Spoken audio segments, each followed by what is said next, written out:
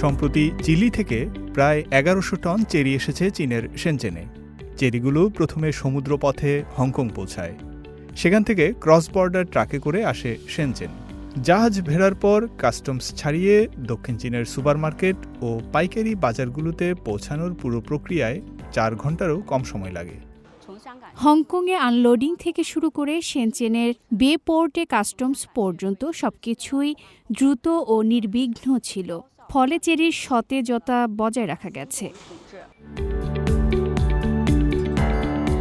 এই চালানের পর কুয়াংতং, হংকং, ম্যাকাও গ্রেটার বে এরিয়ায় আরও অন্তত একটি চেরিবাহী জাহাজ আসবে বলে আশা করা হচ্ছে।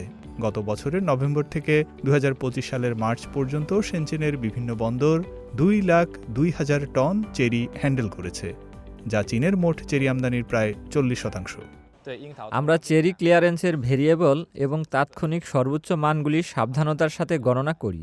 বুদ্ধিমান লেবেল রিকগনিশনের মতো উন্নত প্রযুক্তি ব্যবহার করে জনবল ও প্রযুক্তির সমন্বয়ে পরিদর্শনের সময় উল্লেখযোগ্যভাবে কমিয়েছি এবং চেরির জন্য দ্রুত পরিদর্শন এবং ছাড়পত্র অর্জন করেছি।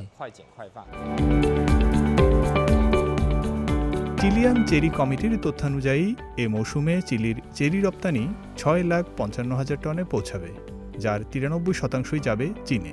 সরাসরি সমুদ্রপথে চীনে চিলির চেরি পৌঁছাতে সময় লাগে মাত্র ২৩ দিন। ফয়সাল আব্দুল্লাহ, সিএমজি বাংলা।